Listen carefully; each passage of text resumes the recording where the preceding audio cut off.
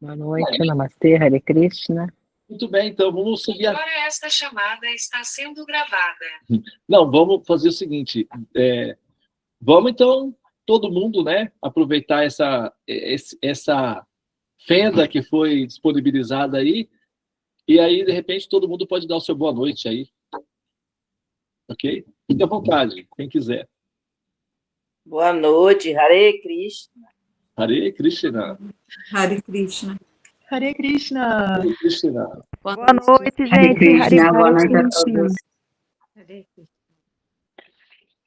Boa noite, Hare Krishna. Boa noite, Prabhu. Hare Muito Krishna. bom. Boa noite. Boa noite, Hare Krishna. Debbie, quem nós temos na sala hoje? Tá, eu vou então dizer o nome dos maravilhosos participantes que estão aí hoje à noite. Muito bem. A Aline, André Braceles, a Bianca Moro, a Kátia Magali, o Christian, a Dai, a Eliane Abreu, a Elizabeth, a Fernanda, a Gabriela, a Ellen, a Kátia Moro, a Márcia Regina, a Márcia Cristina Cris, a Úrsula, Nádia, a Batissomini, a Jaime, a Rosa Jara, a Vera Lúcia e eu, a Devi Yoga Maia.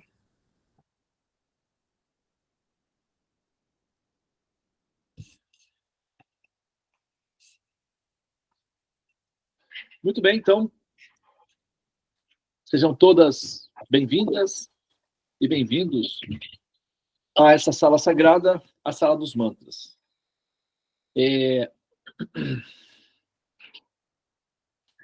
Por incrível que pareça, essa palavra sagrada leva o nome de Irada. Né? A saga de Irada. Sagrada. Tinha que ser, né? Bom, para quem conhece Radharani, entende, né, o que eu estou falando. Mas nós temos aqui um visitante também que está aqui comigo aqui, acompanhando aqui, é um aluno aprendiz, o Bhakta Eric.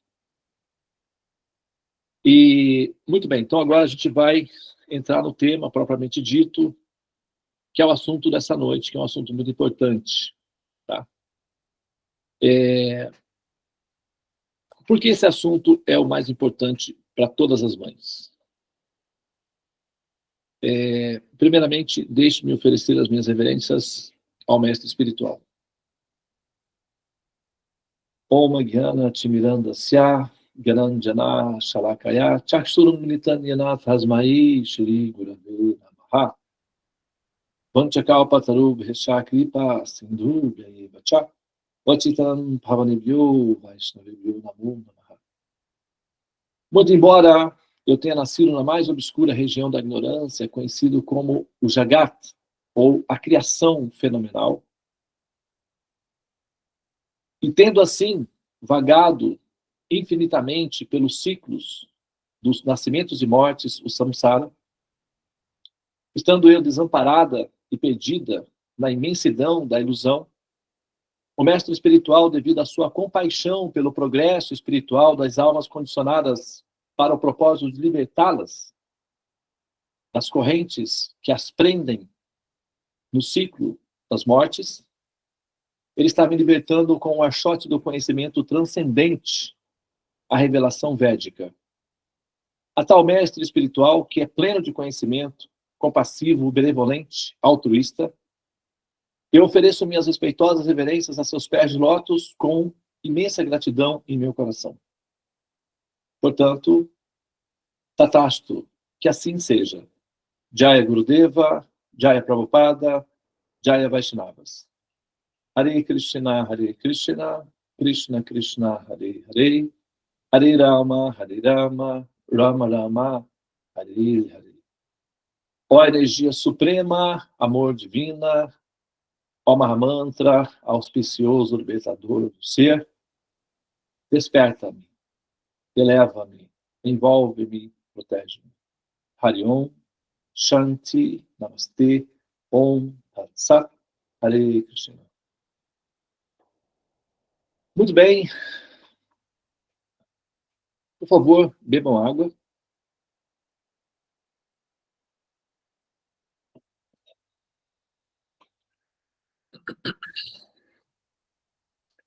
Olha só.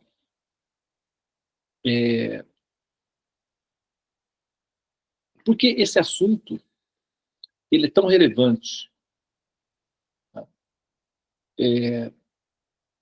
Como astrólogo, eu também entendo de astronomia. E as constantes universais, que são as leis, as 4 leis fundamentais que regem o universo, fazem parte da minha pauta. São elas: a força nuclear forte, a força nuclear fraca, magnetismo e gravitação. São 4 forças fundamentais que formam uma teia onde o universo é mantido. Essas 4 forças regem toda a estrutura conhecida no cosmos, com exceção, aparentemente, da antimatéria. Mas, e por que eu estou falando isso? Porque é o seguinte, olha só. Vocês dão uma olhada no cosmos, vocês veem estrelas cintilantes no céu.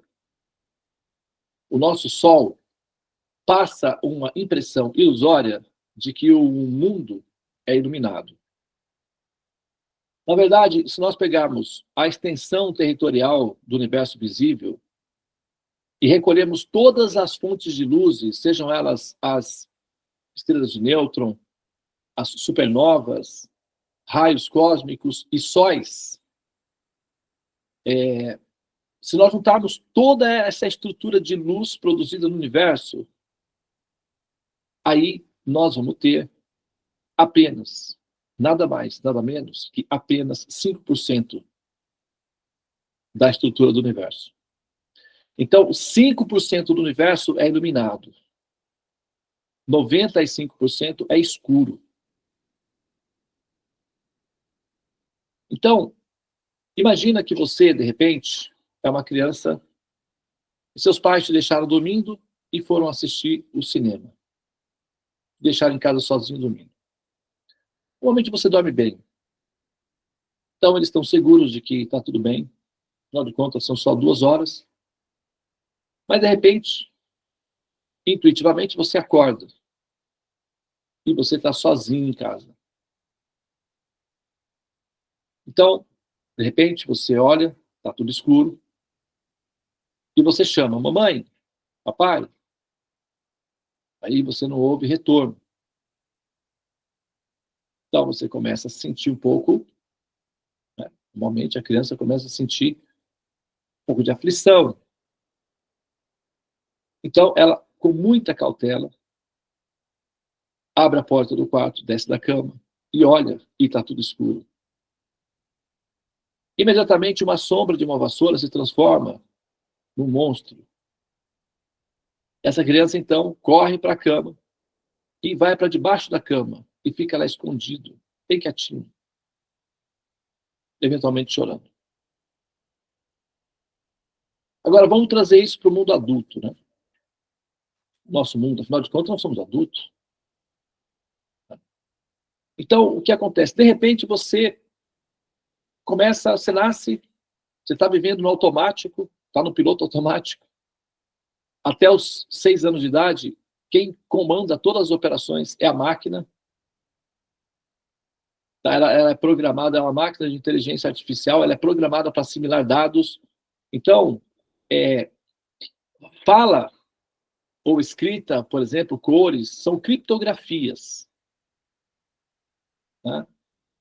E o nosso cérebro é um processador básico que vem com as funções básicas, e aí nós vamos baixando os downloads dos aplicativos funcionais que fortalecem a estrutura do desenvolvimento do sistema cerebral, que é um processador de dados muito evoluído. Então, eventualmente, a criança aprende a falar. Nós dizemos, aprendeu a falar. Na verdade, o cérebro fez o download da criptografia, que é a gramática, a fala, os sons e os significados. Isso é uma criptografia que o cérebro aprende, ou seja, ela faz o download, o software fica instalado no processador e o ser, então, passa a interagir com esse programa novo. Chega lá na escola, por exemplo, a professora vai dizer, então tá, vamos aprender a somar, vamos fazer a tabuada, vamos aprender a tabuada. O que o cérebro está fazendo é o download do aplicativo que nós chamamos matemática. Então, quando o software está instalado no processador, então você passa a utilizar esse aplicativo de diferentes maneiras. Aí vai da habilidade de cada um de como utilizar o aplicativo, mas o aplicativo básico fica instalado no processador. É assim que funciona, para todas as funções. Toda vez que você fala aprendi alguma coisa, na verdade você fez o download do aplicativo, que já está disponível na rede, e você então passa a utilizar o aplicativo. Isso é aprender. Tá? Então, a criança, até os 6 anos de idade, ela está no piloto automático. Ela não tem noção, não tem percepção, ela não faz registros de cognição consciente. A partir dos 6, 7 anos, então, o processador, todas as funções básicas estão já em operação e o piloto automático desliga e o jogador assume o controle. E quando o jogador assume o controle pela primeira vez, ele se assusta porque ele descobre que existe. É um choque. É a primeira crise, os 7 anos, que o pessoal fala. Dá um choque de existência. Eu existo. Como assim? Despertei. Então, a pessoa passa a tomar consciência da própria existência assim que o piloto automático desliga as funções e entrega o equipamento nas mãos do jogador. E, de repente, esse jogador ele precisa entender, ele tem que começa a entender o porquê ele existe, e ele olha ao redor, e o processador tem um transistor, que é um receptor de sinais, chamado glândula pineal. Então, esse receptor de sinais, ele é ligado aos movimentos do Sol e da Lua. Isso não é uma informação esotérica não, tá, pessoal? É patrimônio público. A glândula pineal regula o piscar dos olhos.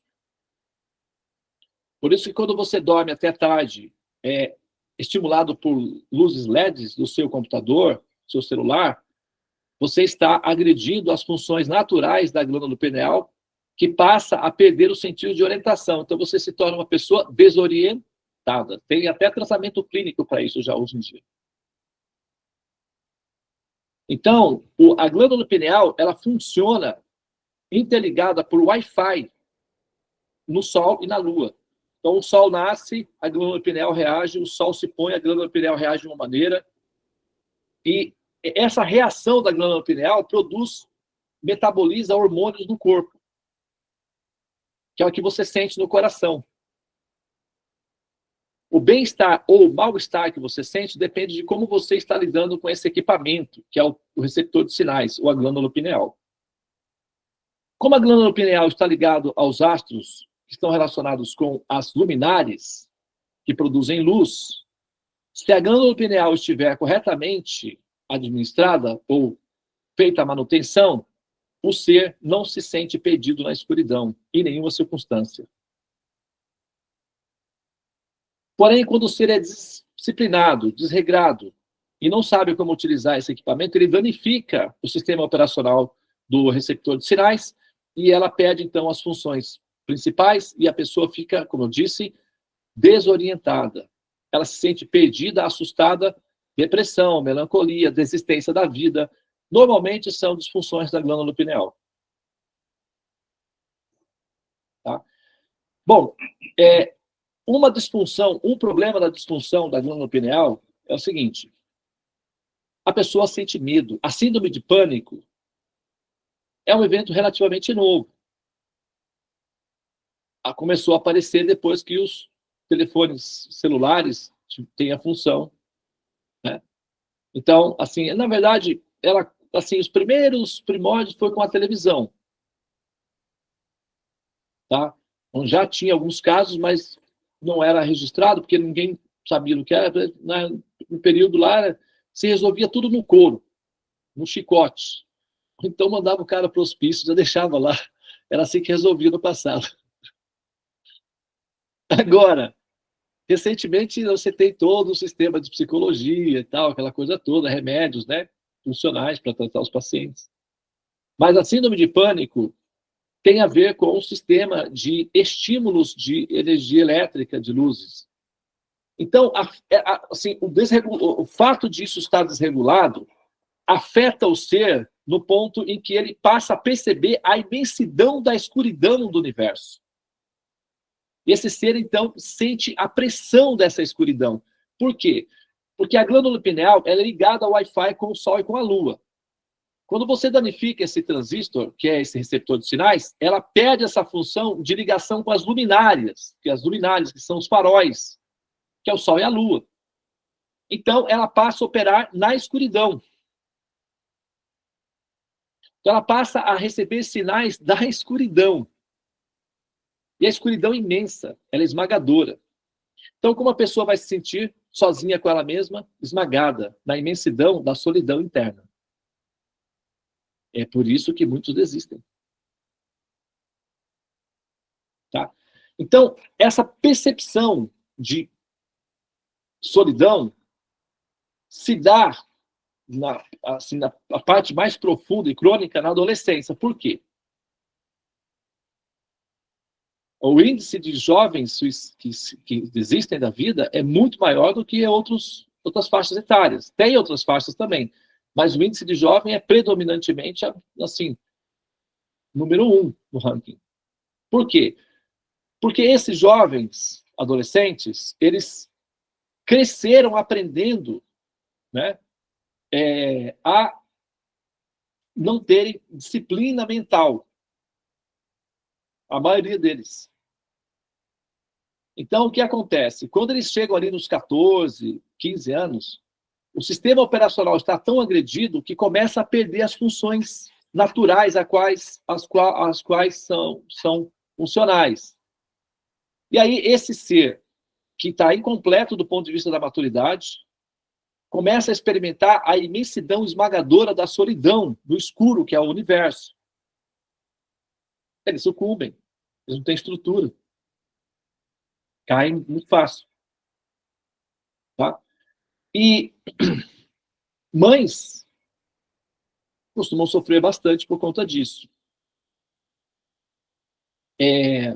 A depressão dos filhos, a melancolia, o desajuste social, a timidez hiper acelerada, ou seja, hiper acentuada, melhor dizendo,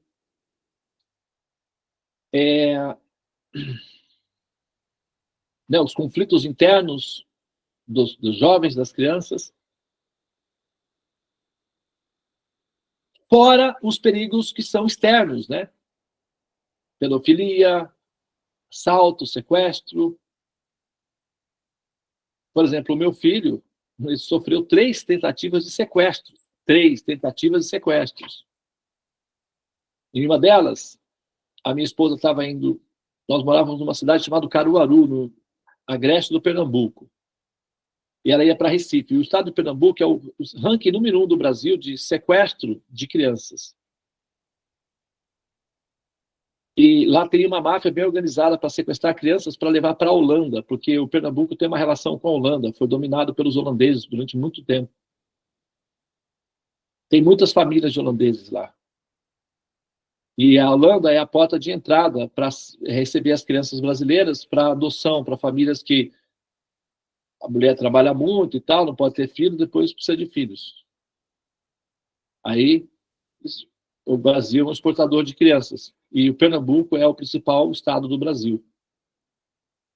Quer dizer, eu não tenho dados formais, oficiais, para apresentar para vocês nesse sentido, tá? Mas existem muitos estudos que apontam para essa direção. Também não sei onde citar. Eu já li alguns artigos, mas não consigo citar agora. Então, não tenho fontes referenciais. Estou fazendo aqui uma conjecturação plausível. Tá? Mas o meu filho, a minha esposa estava na rodoviária, ela foi fazer um telefonema para informar a amiga dela que ela estava... E, de repente, olha, cadê o moleque? Ele tinha 2 aninhos. Estava com um macacãozinho.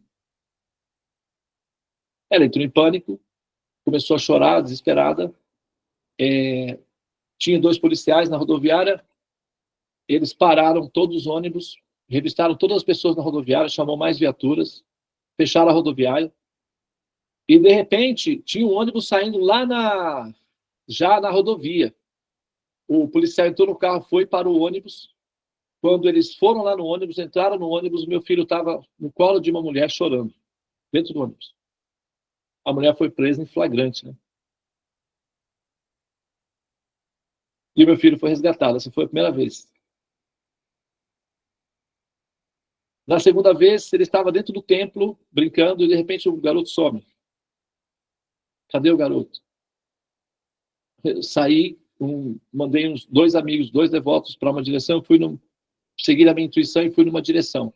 Andei 1,5 km, mais ou menos, e encontrei o meu filho nos braços de um rapaz que era conhecido. Aí eu questionei, ele disse, não, só estava levando para passear. Eu falei, mas você é louco?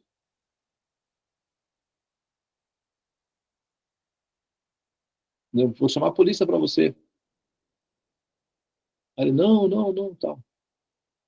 Essa foi a segunda vez.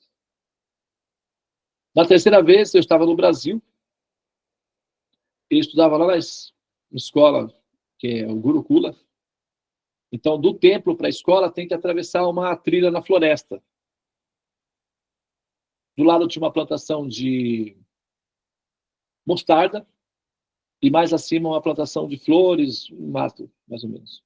Ele tinha que atravessar uma estradinha, essas plantações do lado, e lá na frente tinha uma florestinha que ele tinha que atravessar para chegar na escola. Como a babá dele estava lá num problema lá e tal, a babá falou, não, vai hoje, sozinho. Era 5 horas da manhã. Ainda 5 horas da manhã já tá claro, né? O sol lá é forte. O meu filho foi andando e, de repente, sai um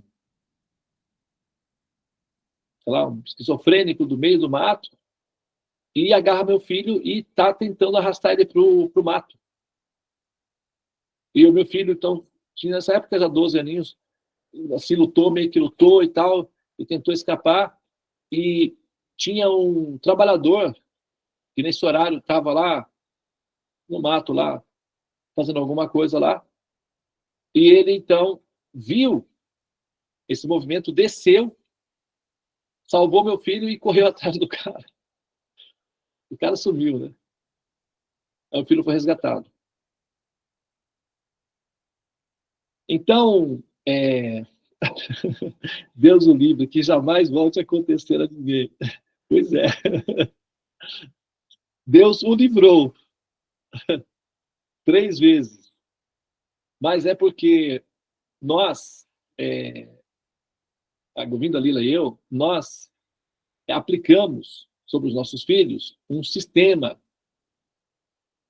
que é o que eu pretendo ensinar para vocês. Tá? Então, os filhos, eles ficam protegidos, porque você, mãe, é muito vulnerável. Não existe nenhum ser mais vulnerável que o ser chamado mãe. Esse ser é extremamente vulnerável. Por quê? Ó, veja bem. Não, mãe é uma leoa, mãe é a fortaleza. Tem toda a razão. Concordo em número, gênero, grau, etc. Mas, ao mesmo tempo, é um paradoxo, né? Porque ela é o ser mais frágil e o ser mais forte ao mesmo tempo. Como é que pode, né? É igual ao elétron. Elétron é partícula e onda ao mesmo tempo.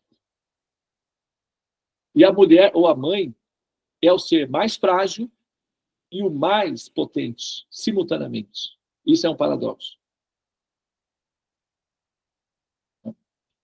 Então, por que é o ser mais frágil? Porque, assim,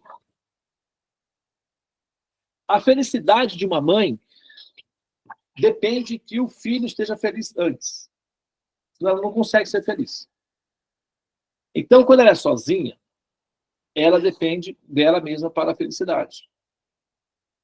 Mas quando ela tem um filho, ela já não depende só mais dela. Ela depende que uma outra pessoa esteja feliz antes dela. Senão a felicidade dela não se completa. Então ela fica mais frágil. Mais complexo. Daí, se ela tem 2 filhos, aí a felicidade dela cai para 3º lugar. Se tiver 3, cai para 4º lugar. Quanto mais filhos ela tem, mais vulnerável ela fica. Porque ela depende de que 4 pessoas sejam felizes para que ela possa ser depois. Quando dá alguma falha operacional nesse sistema, ela é a primeira que sente o abalo sísmico. Até aí, procede a minha afirmação ou eu estou devaneando aqui? Eu acho que não, hein? Será que isso é apenas um devaneio da minha parte? Não é. Isso é estatístico. Né? Então, veja bem. Agora, ela é forte. Por quê? Para garantir que essas pessoas sejam felizes, ela estará disposta a fazer o que for preciso, inclusive moldar-se até reformar o próprio caráter. Em muitos casos, as mães se sacrificam a ponto de se reformarem para o bem-estar dos seus filhos. Ok? Muito bem. Só que mãe é um troço esquisito, hein? Se ela pudesse, seria Deus, você quer saber? Por quê? Só para saber exatamente 24 horas por dia o que o filho está fazendo. Hoje em dia, elas quase são, né? Porque coloca a câmera, coloca GPS, rastreador, vê online onde está o filho. Agora, a molecada vai ter que tudo para o subterrâneo para poder fazer uma coisa errada agora. Porque dentro das escolas, dentro das estações, tudo é com câmeras. E na rua também. Tem câmeras na rua, tem drones, olhando, tem o Google Earth, que dá para ver online a pessoa. Então, as mães, algumas conseguem. Tem mães que têm empresas que monitoram todos os passos. Paga uma taxa lá e a empresa fica monitorando todos os passos dos filhos. Dentro de casa, monitora o que eles estão assistindo. É interessante, viu? É uma grana, mas vale a pena, porque mãe vai trabalhar sossegadinha, sem nenhuma ansiedade. Mas então, só que elas querem ter o controle absoluto, né? Mas elas são limitadas, elas são almas condicionadas. Elas são superiores devido à compaixão e ao amor. Por isso é que as mães são normalmente tidas como o reflexo mais perfeito da existência a Deus. Se nós tivéssemos que ver Deus face a face, a primeira instância seria reconhecer a autoridade legal e natural da mãe, porque é o ser mais compassivo. Ah, mas Devananda, você está falando isso porque você não conhece a minha mãe. Se você conhecesse, mudaria de ideia. Alguém poderia pensar isso daí? Não estou dizendo vocês, mas tem outras pessoas que vão assistir essa palestra. Mas eu não estou falando disso. Eu estou falando do princípio mãe, que é o arquétipo da mãe. Como eu já falei, né? A metáfora que nós utilizamos é uma caixa de correio. Uma cédula de papel também serviria. Você tem gente que escreve poemas no papel, vocês já viram pessoas que escrevem mensagens, você que pegou essa nota e tal, então você vai ter que ouvir. Aí coloca lá o que ele quer. Mas hoje em dia não tem mais tanto, mas no passado era cheio de história de mandar recadinho pela nota de dinheiro. As notas eram tudo rabiscadas, né? Você lembra disso daí? Então, agora, isso daí não alterava, de forma alguma, a estrutura do valor da autoridade financeira, ok? Do papel. O papel continuava valendo da mesma forma.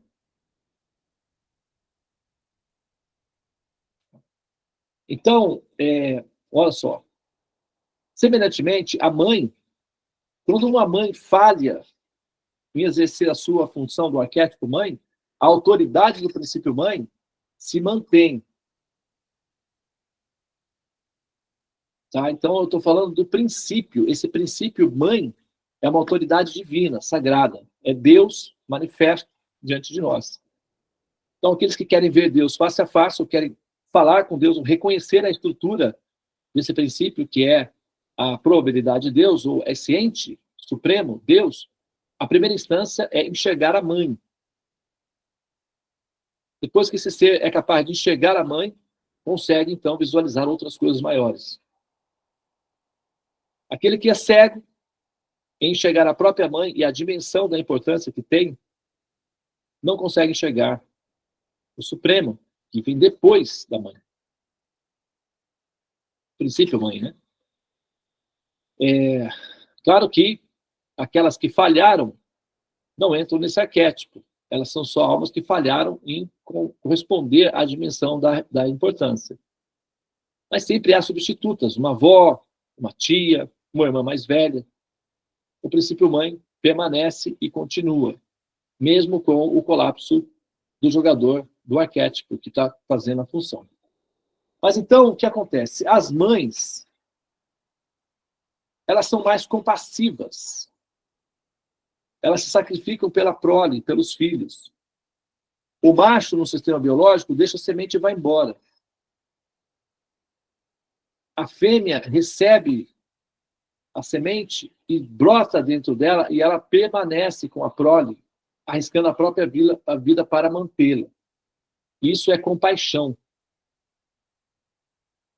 As aranhas, por exemplo, tem uma classe de aranhas que, né, gera os ovinhos, os filhotinhos, ela os alimenta assim, da melhor maneira que ela pode, e quando ela não tem mais forças para caçar, ela vai até o centro da teia, entra em hibernação e oferece o próprio corpo como alimentos. As aranhas vêm, se alimentam dela, quando termina tudo, eles vão embora. Isso é compaixão da mais alta qualidade. E é só uma aranha. Mas ele tem uma alma. E a alma é uma expansão de Deus, é uma expressão de Deus. E o princípio mãe reflete a natureza da qualidade, que é o ente supremo, ou nós chamamos de Deus. A palavra Deus é uma palavra grega. Foram os gregos que inventaram esse termo, tá? Eles tinham lá o semideus chamado Zeus, que era assim, o maior de todos os semideuses do panteão grego. E de Zeus, quando os cristãos controlaram a Grécia, eles transformaram Zeus, em Deus. Porque Zeus tinha a característica de Deus. Parecia muito com o Deus do Jeová, com raios e ameaças à humanidade. Então, eles simplesmente desbancaram Zeus e colocaram Yahvé. Só que os gregos estavam acostumados a falar Zeus, então ficou Deus. E a cultura cristã se espalhou pelo mundo romano devido à influência do apóstolo Paulo na relação que ele tinha com os gregos. O Paulo era muito versado em conhecimentos, ele era poliglota, então era um homem culto. Então ele conseguiu convencer os gregos do cristianismo, e Zeus se transformou em Deus. Então, quando vocês falam Deus, é uma derivação de Zeus, tá? É só para saber, Deus significa a união de todos os eus. Eus. Deus. A união de todos os eus é Deus. Né? Ou a transformação dos eus vira Deus.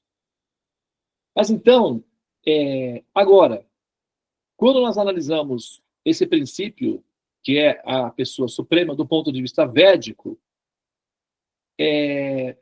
muda bastante o paradigma, o conceito da ideia do princípio Deus, e ele passa a ter uma predominância efetivamente maternal que paternal, como nós estamos acostumados a pensar.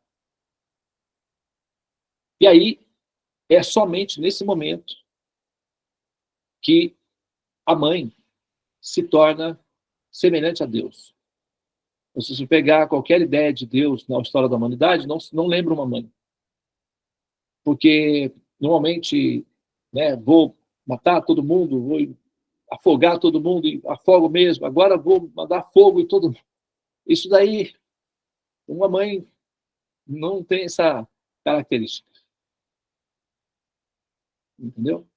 Então, o ponto de vista védico, que é a explicação do Supremo, ela é muito mais perfeita, precisa e superior no sentido de que essa pessoa suprema, ela é vista ou interpretada de uma maneira muito mais maternal a que paternal.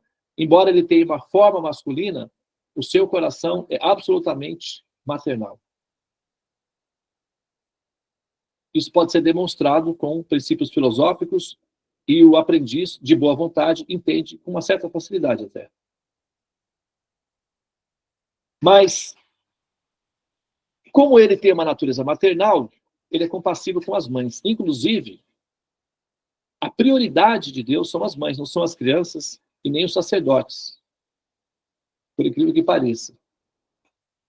A prioridade da pessoa suprema, nós chamamos de Vishnu.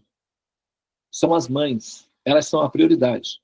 Toda a cultura védica é voltada para dar suporte para que as mães cuidem dos seus filhos de maneira culta e piedosa. As mulheres, por exemplo, não precisam fazer as austeridades que os homens fazem.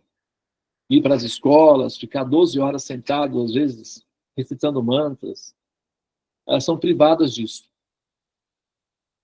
Poupadas, né?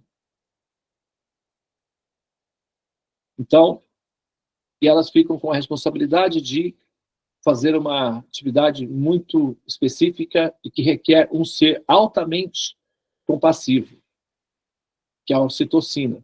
E esse ser, nessa qualificação, é a mãe. Só que, por conta disso, elas ficam muito vulneráveis, porque sai de dentro delas um outro ser, elas se identificam imensamente com esse ser. E esses seres precisam ser protegidos a qualquer custo. E essas mães, então, ficam extremamente preocupadas com o bem-estar desses frutos de seus ventres. Então, a cultura védica ensina algumas técnicas para proteger os filhos de todos os tipos de perigos, como insetos, animais ferozes, plantas venenosas, raios, vento, chuva, ladrões, doenças bizarras, doenças, afogamentos. Então, é listado uma dezena de doenças e perigos que podem afetar, ok? Essa criança.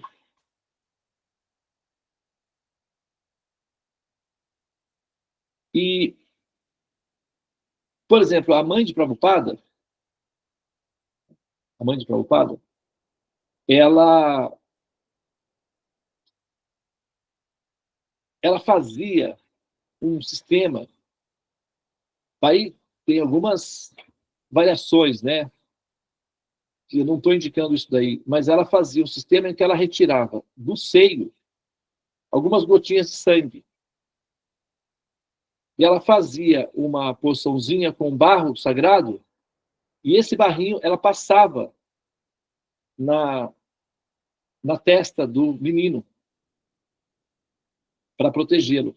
E ela fez isso durante alguns anos, depois ela mudou e colocou uma corrente no pé esquerdo. E o voto era que até que o menino questionasse, ele estaria protegido. Quando ele questionasse sobre isso, teria que mudar a magia, que ele estaria desprotegido. Então, as mães estão sempre criando formas, ou buscando formas de proteger seus filhos. Aqui nós temos as benzedeiras. Leva para tomar um passe no centro espírita, para o pastor benzer, para o pastor orar, para o padre benzer. Né? Então, as mães buscam o seu sistema de proteção. As entidades são espectros, são variações da criação. existem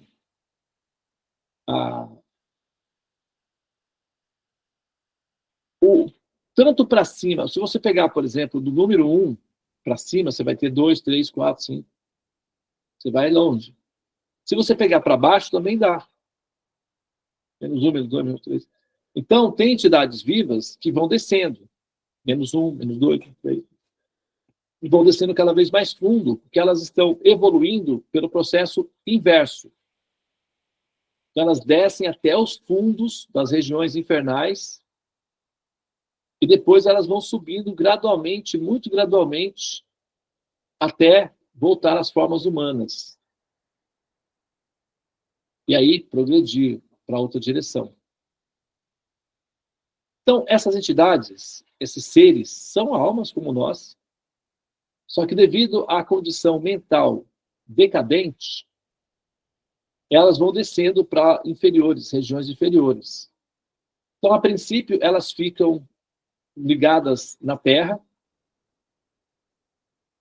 Essas que ficam ligadas na Terra, inclusive, eu fiz uma experiência com um rapaz que mora com a gente, morava, né? Agora não mora mais. Ele trabalhava com a gente, o Sattva, alguns de vocês conhecem aqui.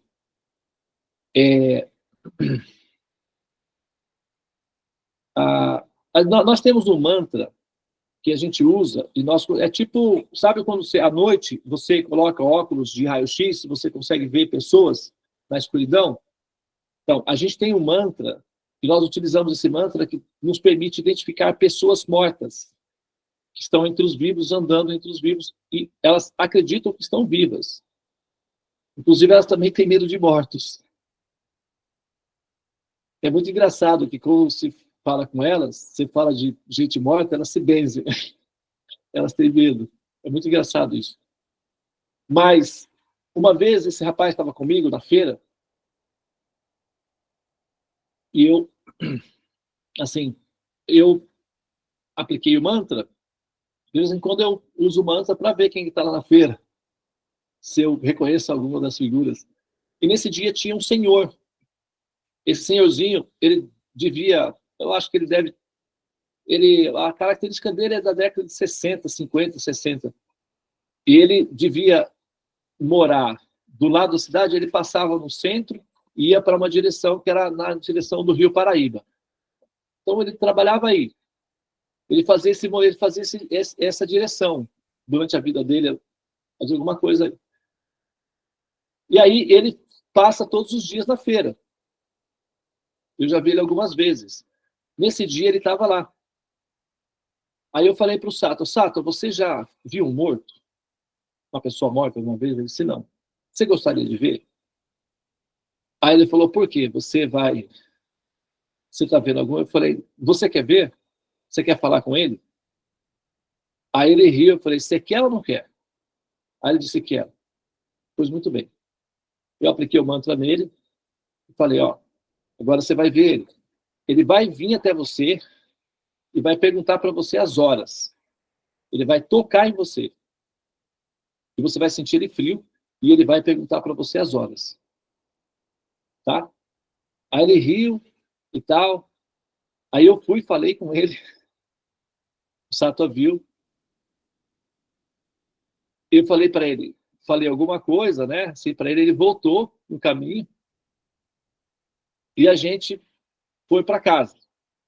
Chegando no portão de casa, o Sattva estava abrindo o portão, esse senhor veio e tocou na cintura dele, ele se assustou. Quando o Sattva viu, ele ficou branco, o homem pegou e olhou para ele, que horas são? O Sattva ficou, parece que, grudado no portão, assim, eletrocutado. Eu falei, Sattva, fala a hora para o senhor, senão ele vai embora. Aí ele falou, mas não sei a hora, fala qualquer hora, tanto faz. Aí ele falou, é 11h30. Obrigado. Foi embora. Aí o Sattva, ele ficou olhando assim, eu falei, ele vai, se você quiser falar com ele todo dia, é só... Não, tá tudo bem. E por que ele fica aí? Ele está aí, ele acredita que essa é a vida dele, ele não tem outra tudo durante o dia, foi tudo pela manhã. Ele não tem outra definição, ele está preso numa dimensão do tempo em que ele não consegue enxergar outra realidade a não ser esse mecanismo automático, ele está no automático. Esse era um senhor piedoso, uma pessoa boazinha, um amor de pessoa. Ele só está fixado na ideia de que ele pertence aqui, aqui que ele fica, daqui eu não saio, daqui ninguém me tira. E vai ficar assim. Tá tudo bem, tanto faz. A alma tem que viver de alguma forma. Então, quer viver assim, tá tudo bem. Fica aí. Quando ela começa a sentir desconforto, aí o pessoal vem, o algoritmo faz o recolhimento lá. Mas enquanto ela está, o algoritmo autoriza, permite, porque afinal de contas vivem numa dimensão que não afeta-se, tipo, tem espaço para todo mundo. Bom, só que dentre essas, tem algumas que ficam, como é que se diz? A oportunidade faz o ladrão, né? Um ditado assim. Então, o que acontece com essas almas? Elas aprendem as facilidades que têm de ter um corpo sutil, que atravessa paredes, que percorre longas escalas, frações de segundo. Então não tem fantasma só brasileiro também. Tem fantasma de outras, né, de outros países. Eles se misturam, eles não têm fronteiras. Vão para tudo quanto é lugar. Eles exploram. Por quê? O que acontece? Eles, por exemplo, homens. Uma das principais fantasias dos homens é serem invisíveis, para poder entrar no quarto das mulheres e vê-las se despindo e tomando banho. É uma das fantasias mais comuns em homens. Homens safados, né? Sem vergonhas. Que homens, mesmo que digno, que presta, né? Não faz isso. Pode até, assim, viajar um pouquinho na mente, mas, opa, onde você vai, meu amigo? Volta.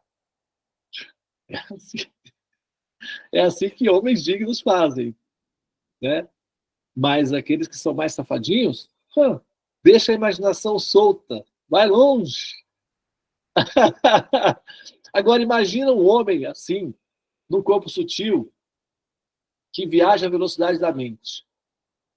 Eles passam a observar diferentes tipos de mulheres. Entende? E eles também aprendem a parear com os chakras, porque como eles são sutis, eles veem o corpo sutil. E aí eles veem os chakras são brilhantes, são atrativos. E eles também têm chakras. Então o que eles fazem? Aproximam os chakras um do outro e os chakras começam a trocar dados de informação, porque os chakras não reconhecem se a pessoa tem corpo grosseiro, se não tem. É igual o cérebro. O cérebro não interpreta se você está sonhando ou se você está vivendo realmente uma verdade.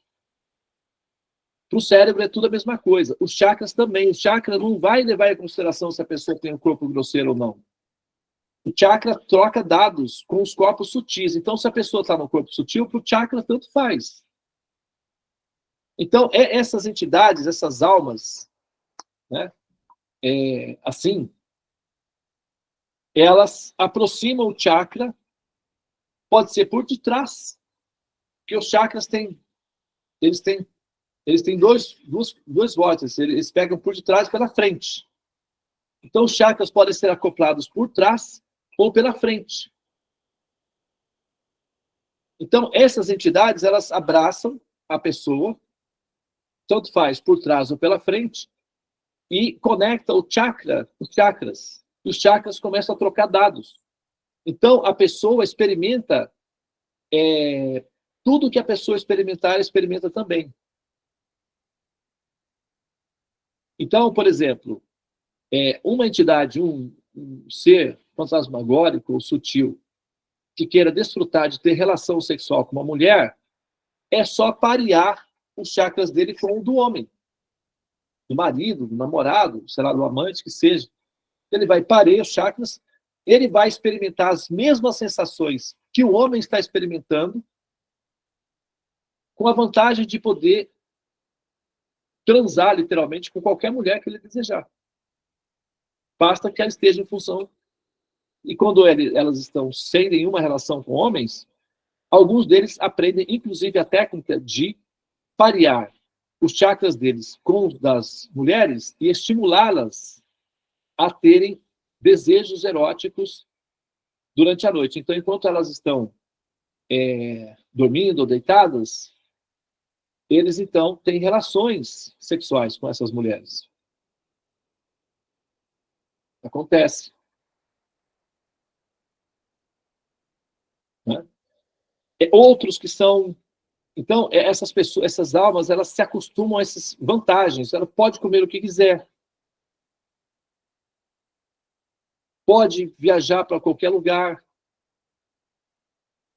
Porque, como ela come através do corpo, ela não é que elas invadem o corpo, elas entram no corpo. Não é assim que acontece.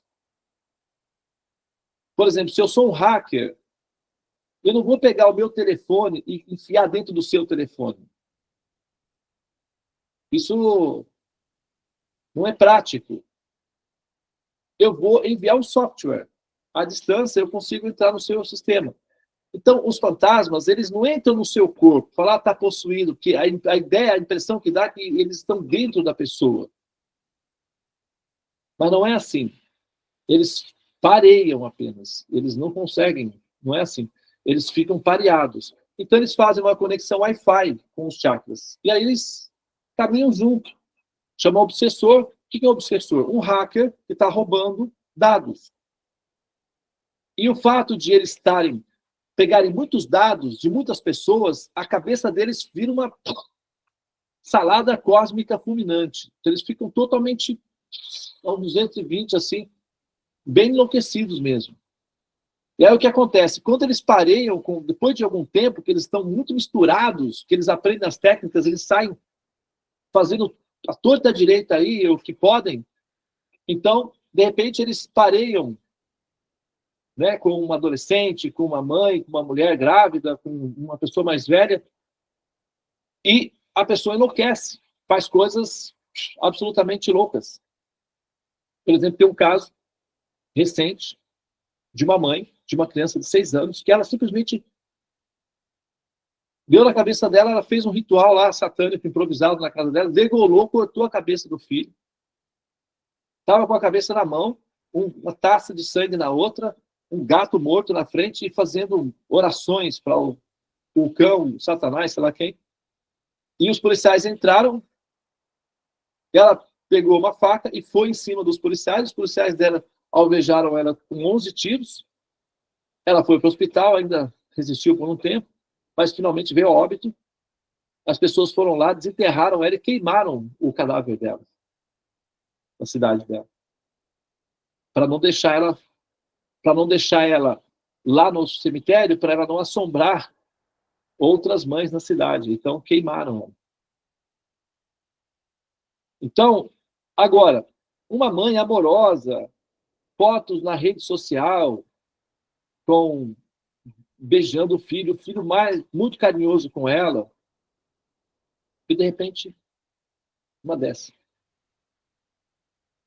É que os obsessores, são os hackers, os profissionais de dados, eles, como eu disse, o sistema deles está sobrecarregado de dados conflituosos. Porque para cada pessoa que eles se relacionam, os chakras, não importa, dados sutis, interferem na mente, e o corpo sutil é basicamente mente, ego e inteligência, só não tem como vírus, terra, fogo, ar, éter, está fora da operação. Então afeta o campo sutil, que é a mente. Quando esses seres pareiam com uma pessoa, todos esses dados acumulados vão para outra pessoa que não está acostumada a receber essa descarga de dados e enlouquece. Por isso que as pessoas às vezes fazem coisas absolutamente loucas. É muito comum.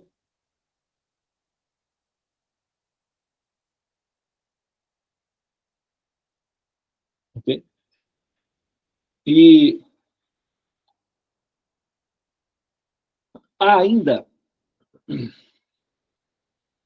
aqueles que fazem relações de dependência com essas entidades vivas para conseguir favores. Tá? E conseguem,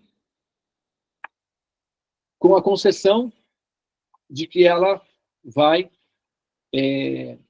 oferecer a eles favores também. Uma troca, uma máfia.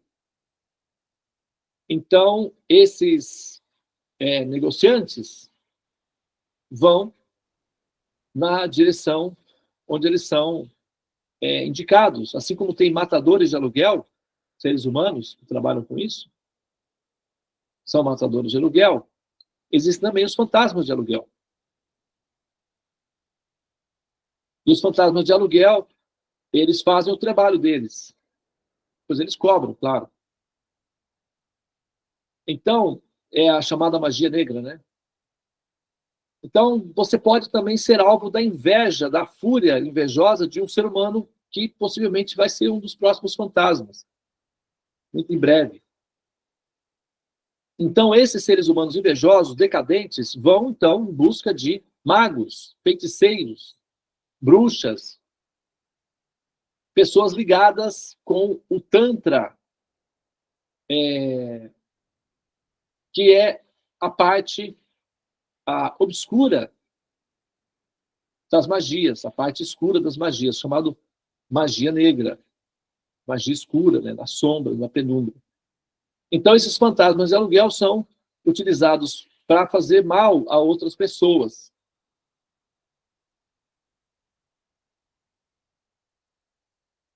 E, eventualmente, eles conseguem. Depende, se a pessoa não tiver um sistema de segurança muito bom, eles conseguem furar o bloqueio e alvejam, né, o alvo. Eles vão lá, simplesmente. É muito simples, para eles é muito fácil. Eles param o chakra e descarregam uma quantidade de dados conflituosos da pessoa. Ou então, descarrega dados em pessoas próximas, chefes, né, parceiros, gerente de banco, que aí faz um erro de cálculo, a operação financeira, a pessoa vai à falência. Magia negra. Né? Tem questões voltadas para a saúde também, ou para não saúde. E a história do amor? Ai, ai, ai. Faço a amarração, garantido. 7 dias o amor volta. Se não voltar, nós devolvemos o dinheiro. Claro, se você achar nós, né? O pessoal também... Não tem isso daí? Já ouviram isso aí no propaganda? Traga o seu amor de volta. Mas, vem cá. E se esse amor, esse homem é casado, ele simplesmente não quer ficar com a esposa, sei lá. Né?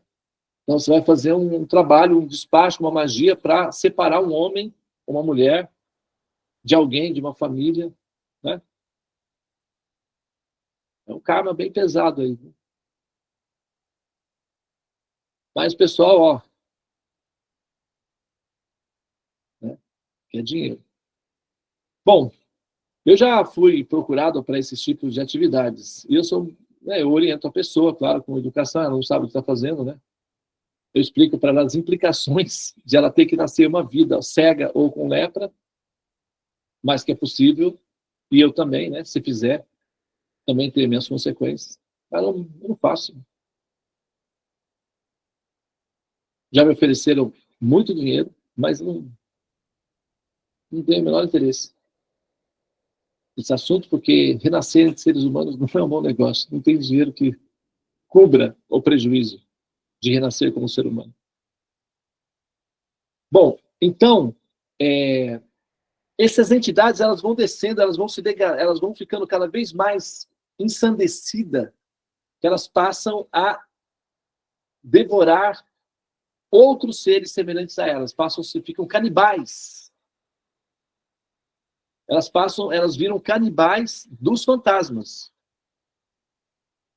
E esses canibais dos fantasmas descem, são esses que normalmente vocês conhecem como criaturas dos infernos. Essas são literalmente as criaturas dos infernos. Porque eles são canibais. E eles se alimentam dos corpos sutis, literalmente, de arrancar pedaço mesmo, de comer, de devorar o ser. É que o corpo sutil se reconstitui, altamente regenerativo. Mas eles arrancam pedaços, eles comem igual algodão doce, assim. Você não arranca o pedaço do algodão doce para comer? Então, eles fazem isso com o corpo sutil, fantasmagórico. Eles arrancam braços, cabeça, pernas e comem isso daí. É o nível. Aí vai descendo, vai descendo. Então, esses são os predadores. Tem os predadores, tem os ensandecidos, que possivelmente vão virar predadores no futuro, e tem os almas penadas. Almas penadas são essas, que nem esse senhorzinho aí, que são sem noção, só estão por aí, fazendo o TikTok do dia a dia, do tic-tac, tic. Eles ficam assim, no looping. Você vê eles andando assim, fazendo a mesma coisa. Eles são previsíveis e eles são facilmente sugestionáveis. Se você tiver a oportunidade de falar com um deles, eles fazem o que você falar para eles fazerem, eles fazem. Eles são muito inocentes, eles não têm noção. Eles só ficam ali. Esse senhorzinho, por exemplo, eu falei para ele, vai até lá no final da feira, aguarda só 5 minutos, depois você nos acompanha. Quando eu chegar na frente da minha casa, você pergunta para aquele moço ali, ó, que horas são, tá bom? Ele falou, tá bom. Daí ele foi, aguardou, e quando ele voltou, o Sata, se vocês perguntarem para ele essa história, ele segurou no portão. Ele quase eu falei, Sata, calma, é só uma pessoa. Ela só acha que está viva, só isso. Fala a hora para ele que ele vai embora. Aí ele falou, é 11h30. Pô, obrigado. E foi embora. Mas são almas penadas. Elas são pobres almas como nós, que estão presas no looping, numa rede do tempo, e elas não têm a menor noção da situação delas. Se alguém rezar por elas, se alguém da família, da família não, alguém que tenha amor por elas, se rezar ou fizer alguma missa, uma oração, acender uma vela, o que for, elas saem do condicionamento. Mas tem que ter alguém, então a pessoa, durante a vida, tem que ter cultivado ao menos uma pessoa que a amasse. Às vezes essas pessoas normalmente são solitárias. Durante a vida eram solitárias. Elas ficam sozinhas. Né? Então, elas ficam presas aí, tá? Muito bem. Então tem os predadores. Os predadores, vocês não precisam se preocupar com os predadores. Aqueles dos infernos. Porque os predadores não se interessam por almas humanas. Eles são predadores, eles comem fantasmas. Eles são horrendos. Normalmente eles assumem formas animalescas. Às vezes, na cerimônia do fogo, surgem essas formas. Eventualmente, aparece, a gente consegue fotografar essas formas animalescas devoradoras, que são os predadores. E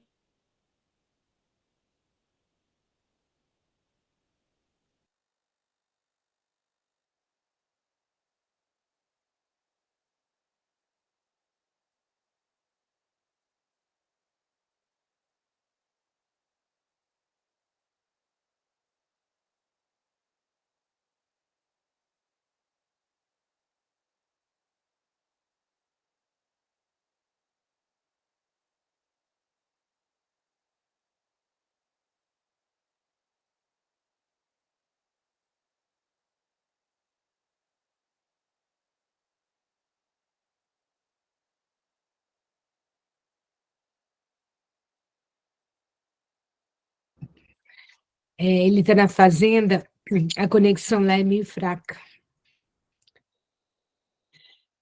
Vamos esperar um pouquinho que ele volte.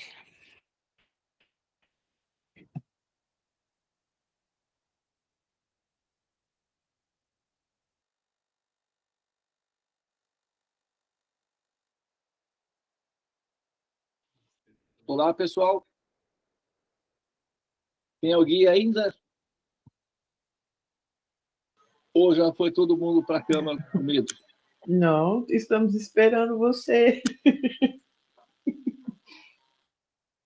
Tá todo mundo aí só querendo saber a cena do próximo capítulo, né? Ah, suas noveleiras. Aí, olha só. Então, como eu disse, tem os predadores, esses são os habitantes dos infernos. Eles comem outros fantasmas. Então, o pasto deles são os fantasmas. Então, com esses daí não se preocupem, tá? Não são esses aí que perturbam vocês, não. Eles nem... Tipo, leão, se tiver um ratinho, ele nem dá tchum pro ratinho. Porque ele quer o veado. Né? Ele quer a zebra. Então, esses predadores, eles não... O ser humano não interessa para eles. Eles querem os fantasmas. Então, vocês não precisam se apavorar com os predadores, porque eles não... Pode até olhar você, mas ele não se interessa, ele não sente. Porque ele se alimenta da loucura, são os ensandecidos que emitem um perfume e um aroma específico, um sabor específico, que interessa para esses que passaram no limite da loucura e viraram canibais. Tá? Então, esses daí não afetam o nosso campo. Os ensandecidos, que são os ladrões de dados, que são os pareadores, os chamados obsessores, que são os problemas. Almas penadas também não faz nada. Se você conhecer a técnica de poder vê-los, é até engraçado, assim como eu falei para vocês. Eles são inocentes, são super tranquilos, assim, no sentido... Eles não assustam, não têm a menor intenção de assustar, eles não pareiam, eles só estão andando por aí. Por isso são chamados almas penadas. Tá? Agora, os intermediários, sim, são um problema que nos afeta. Tá? Então, são esses intermediários que faz você sentir cansaço, sentir desgaste, sentir náusea, confusão. Então, possivelmente, você pode estar sendo observada já há algum tempo, porque os sintomas aparecem um pouco depois, não aparece logo. Às vezes, você sente logo, né? Devido à intensidade deles. Mas, normalmente, depois de um tempo que eles estão parasitando, que você vai sentir o efeito colateral. Tá? E os parasitas, eles procuram os pontos frágeis. Então, de repente, você tem um sistema de segurança até bom, mas você convive com outros que não têm sistema de segurança nenhum, praticamente. Então, o que acontece? Esses que não têm segurança, que convivem com vocês, são cercados de pareadores ou obsessores. E isso afeta o campo onde você dorme. Então, enquanto você está dormindo, como o campo está contaminado por esses predadores, esses pareadores, então acontece que você, no sono, aí vai ter fantasmas, vai aparecer, de repente você acorda e tem uma pessoa do seu lado, olhando para você com um olhar erótico, querendo...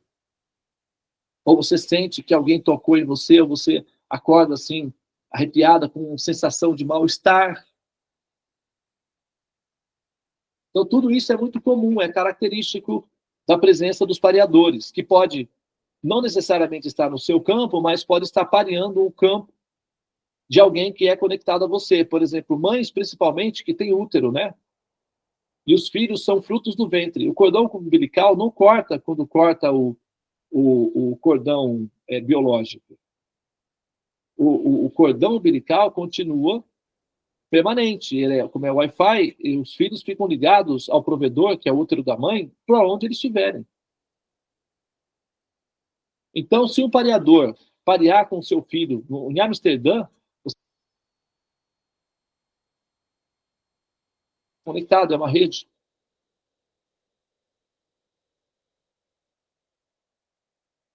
Por isso que na Torre dos Mantras, quando nós colocamos os pacientes, nós pareamos os nossos chakras com o do paciente. Por quê?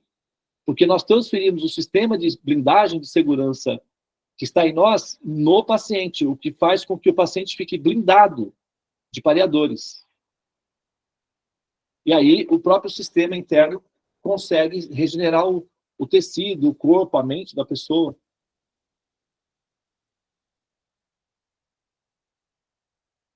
Entendeu? É assim que funciona. Tá. Agora,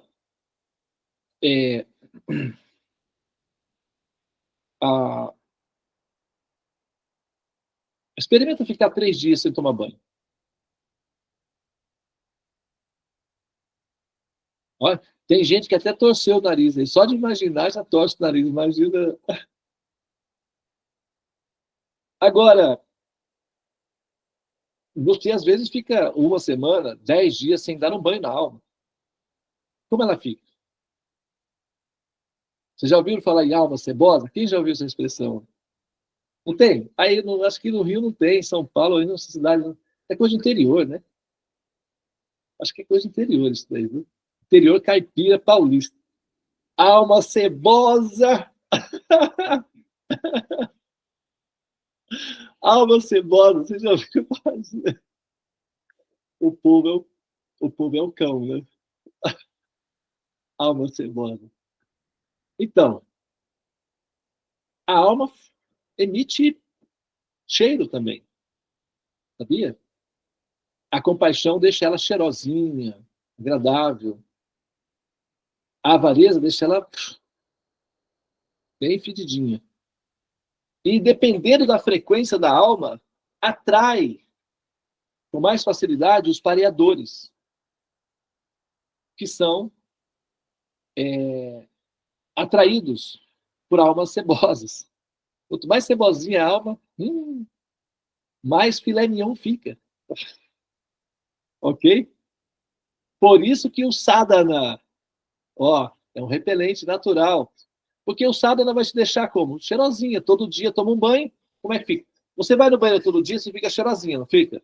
Se você faz o sadhana todo dia, o sadhana é o banho de almas. Quando a gente faz a Torre dos Mantras, é um banho de mantras. Nós estamos banhando os pacientes, porque eles estão... Aí, tá cheio de urubuzinho ali, só esperando para dar o bote na criatura, no pobre coitado, nos nossos pacientes queridos, que são almas como nós. A diferença é que elas têm que tomar um banhozinho. Então, nós fazemos o quê? É como mendigos, né? A gente pega, corta o cabelo, arruma tudo, dá um banho, né? Deixa a pessoa, assim, tipo, sociável. Então, antes, né, nós pareamos os nossos chakras no paciente, então esse pareamento dá uma correção na estrutura, e depois nós banhamos de mantras essas almas para que elas fiquem perfumadas e agradáveis para serem apresentadas diante do Senhor. Uma vez que elas são assim apresentadas diante do Senhor, Ele, com o seu olhar misericordioso, derrama sobre elas as bênçãos de paz, amor, prosperidade, saúde, benevolência, e elas ficam, então, reconstituídas. Vocês se lembram, não sei se quem estava aqui na sala, de uma moça chamada Mazda, que tinha uma filhinha com problema de um sistema, um tumor neural e tal. Nós fizemos 3 ciclos de Torre dos Mantras. Depois a mãe estava assim, porque a criança foi induzida a um coma, né? Eu estava acompanhando o procedimento dos médicos, e eu informei que agora era relaxar, porque a menina estava adormecida e o sistema ia se recuperar. E a mãe vinha na sala, mandava mensagem na sala dos mantras, dizendo: a minha filha vai morrer de hoje para amanhã. Já está certo que vai morrer. Pelo amor de Deus, me ajude, socorro. Eu fui, procurei essa mãe e falei: mãe, para, você está assustando as outras mães. Todas elas estão sofrendo junto com você. Não vai mais fazer isso. A criança está dormindo. Acalme-se. Vá lá na sala dos mantras, agradeça às mães pelo esforço que elas fizeram e relaxe e aguarde, porque ela vai ficar boa. Mas, por enquanto, ela está em sono profundo. Ela foi induzida para que o sistema se regenere. Aí a mãe interpretou errado, dizendo que que eu era um dominador, senhor de um clã. Eu falei, para com isso, menina. Essas mulheres são mães que estão junto com você. Vá lá e acalme o coração delas, até as mães estão apavoradas, sofrendo junto com você, não é necessário. Aí ela rompeu conosco, saiu da sala dos mantras, nem se despediu, nada e tal. Passou 3 meses, a criança voltou totalmente normal, está em casa, brincando, correndo já. Eu vi pelo Facebook. Então, quer dizer, então a gente tem esse...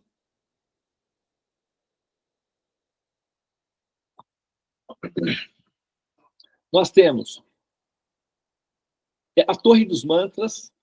Então, o que vocês têm que fazer, mães? Vocês têm que, né, fazer isso daí. Sempre vocês pegam marido, faz um ciclo de 12 dias. No mínimo, 4 vezes por semana você tem que estar na Torre dos Mantras. Fazer um ciclo de 12, uma vez por semana, não funciona. Você tem que colocar... são 4 vacinas para formar um antídoto. A cada 4 vacinas faz um antídoto. Então você tem que ter 4 entradas na sala dos mantras integralmente e para poder entrar na Torre dos Mantras para que ela tenha o efeito que você precisa. Não é o efeito para te acalmar, porque uma vez que você entrar, ela te acalma. Mas o que você precisa é que o outro seja protegido. É o que você precisa. Não é o que você sente aqui. É o que você precisa na realidade. Então você tem que entrar 4 vezes e aplicar o pareamento dos chakras apropriadamente e o banho de mantras sobre a pessoa que você está tratando. 12 dias. São 3 semanas. 4 dias por semana. Bem feito. Não pode fazer também assim como uma reza que você faz para se livrar o mais rápido possível, porque você tem coisa importante para fazer. Não funciona também. Melhor você ficar dormindo, você ganha mais. E quando você dorme, né, sei lá, sonha, não sei, descansa, talvez, quem sabe. Mas se você fizer bem feito, com o corpo presente, de preferência, quando você está tratando o paciente, antes de entrar na sala dos mantras, você vai tomar um banhozinho. Não precisa ser aquele banho e tal. É só um banhozinho, 2 minutinhos. Joga água no corpo e já sai, bem desperta, bem qualificada, e faz a sala dos mantras. Na hora da Torre dos Mantras, dá o banho de mantras na alma e instala. O sistema está automaticamente instalado na pessoa. Você não precisa se preocupar com o tipo de tecnologia, que você eu agora instalo, não, nada disso. Pode deixar que o algoritmo faz isso. Toda essa operação tecnológica é por conta do algoritmo. O que você tem que fazer é apenas injetar Shakti, prana, só isso. Tá? Esse é um sistema. Então, essa pessoa, ela fica invisível para os predadores. Os predadores são os pareadores. Tá? Como pareadores, quando a pessoa tem muitos pareadores, ela atrai predadores. Os predadores vêm para comer os pareadores. Mas eles são muito densos. Eles não atacam os humanos, como eu disse, mas a densidade deles afeta o campo áurico, que é o campo mórfico, como ondas gravitacionais. E aí afeta o sistema neural também, pode danificar, inclusive. O Sol, por exemplo, eventualmente ele dá umas explosões solares e queima satélites, queima sistema de energia na Terra, que é um pouco densa, um pouco intensa. Então, esses predadores também têm essa energia, então pode afetar o campo. Eles não atacam, mas indiretamente, sem querer, afetam. Então, se uma pessoa tem muitos pareadores, possivelmente ela atrai predadores. Então, fica um, tipo assim, daquele jeito, né? Fica um rebu. Ok? Então, se você quer a sua casa limpa de predadores, automaticamente, também de pareadores, é que nem rato, né? Se você deixa sujeira a comida, você atrai ratos. E ratos, eles não querem assim, eu vou lá dar uma doencinha para aquele ser humaninho, alma cebosa lá. Vamos soltar uma doencinha lá. Os ratos não pensam isso daí. Mas na prática é exatamente isso que eles estão fazendo, os cãozinhos vindo dos, né? Eles são até bonitinhos, né? Na Coreia do Sul, as crianças costumavam chamar de ratatouille. Ratatouille. Tem aquele filmezinho, né, do ratinho. Tem um menino que tinha o cabelo enroladinho assim, então eles falavam que eu parecia com ele. Mas, então, essa é uma forma de fazer o tratamento da sua casa, dos seus filhos. Tá? Pode fazer para os seus cachorrinhos também, porque eles têm chakras. Tá? Os gatinhos, quem tem iguana, bichinho de estimação, todos são almas, têm chakras. Ok? E aí você vai tratando o seu campo, seus familiares. Você vai fazendo um ciclo, 12 dias em um, depois você muda, vai 12 dias no outro. Mas Devananda, eu vou virar um escravo de cuidar dos outros. Pois é, você vai ficar cheirosinha, né? Essa que é a verdade. Sempre. Isso é bom, hein? Né? Porque, sabe, as pessoas bem cuidadas, limpas, perfumadas, elas são compassivas, elas são misericordiosas com os demais. Pessoas mal, elas são egocêntricas, porque elas não estão pensando no sofrimento dos outros, tanto visual quanto olfativo, né? É desagradável. Então, pessoas limpas, bem apresentáveis, cuidadosas consigo mesmas, que se vestem bem para se apresentar em público, são pessoas compassivas com a humanidade. Então, somente as mulheres, né? Os homens também, mas as mulheres, quando estão se arrumando, se ela quiser agregar valor a esse ato gracioso e feliz delas de se ficarem bonitas, também podem pensar que isso é um ato de compaixão para com a humanidade. Então você agrega valor ao que você está fazendo. Você transforma um momento lúdico num fator transcendente. E é um fato isso daí. Tudo é uma questão de consciência. Tá? Então, é assim que você vai. Essa é uma das formas. Por isso nós instauramos a Torre dos Mantras para funcionar dessa forma, mesmo que vocês não tivessem o conhecimento. Só que, assim, a gente vai falando dos assuntos gradualmente na medida em que nós vamos tendo intimidade. Porque esses temas requerem uma contextualização de longo alcance. As pessoas são mais superficiais, elas querem as coisas já mastigadas e prontas e tal. Isso daí as torna desqualificadas para esses temas, porque elas são impacientes. Então, para tratar desses assuntos, eu preciso de um público já um pouco mais maduro, um público mais consciente, mais lúcido, mais esperto. Então, a gente vai aguardando. Né? Na medida em que o público vai amadurecendo, nós vamos dando conteúdo cada vez mais aprimorados. Esse é um deles. Agora, o segundo sistema, que também é bastante eficaz, é jejum, para esse propósito, para limpar, para curar um filho, um marido, uma mulher, que seja. Quando você não dá conta, aí jejum.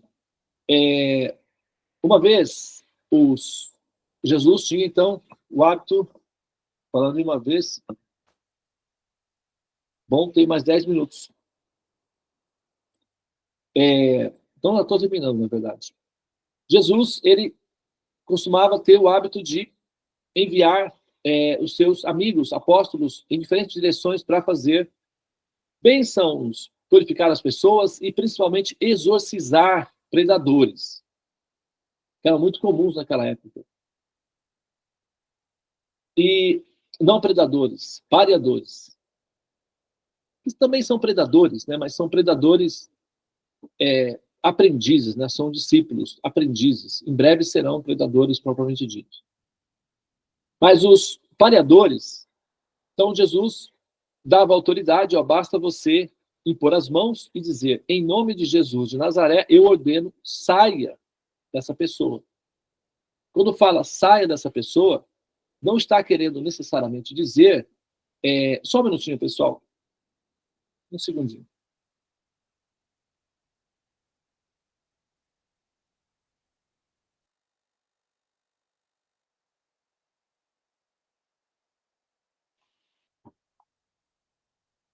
Muito bem. Então,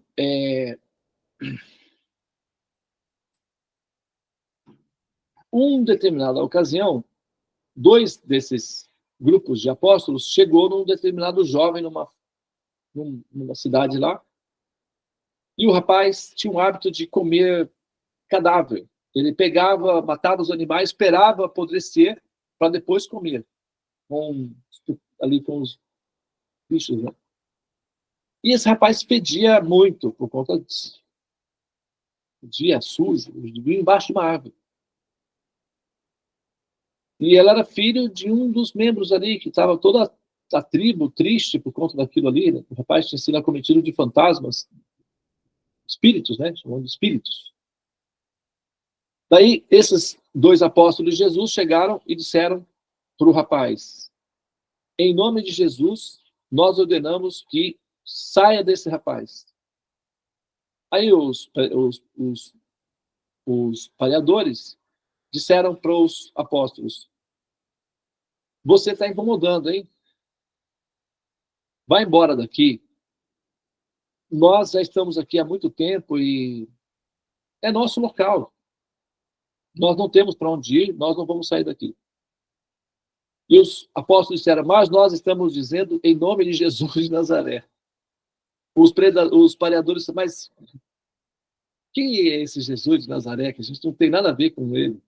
Nosso assunto é com esse rapaz aqui. Por favor, vai embora, senão a gente vai para vocês, hein? Aí os apóstolos se picaram. Largaram para trás o rapaz. Está escrito isso daí, eu não estou mentindo não, viu? Está lá escrito lá. Só que os detalhes não estão bem elucidados, né? Mas foi assim mesmo. Os rapazes, no meio do caminho, já foram assim, né, com a pulga atrás da orelha. Mas espera aí. Não deu certo a fórmula. Falou em nome de Jesus de Nazaré, o protocolo, tudo. Se faltou alguma coisa, não, falou tudo certinho. Fizemos tudo certo, mas então por que deu errado? Ih, rapaz, será que o nome perdeu a validade? Será que você tem que mudar o nome, de repente, porque Jesus de Nazaré tá... Aí eles foram lá, a mente deles já estava assim, né? Ali, o diabinho ali, só corroendo ali o sistema neural. Aí eles chegaram em Jesus, chegaram assim meio tristes, Jesus olhou para eles, né? Ele tinha uma lente de precisão, e riu suavemente e disse, fala. Eles disseram, olha, não deu certo lá e tal, o nome falhou. Então Jesus poderia ter dito, então vamos mudar o nome, né? Já que o nome não funcionou, então muda o nome. É tipo você muda o rótulo do produto, né, para revender o produto. Não, o problema não está no meu nome.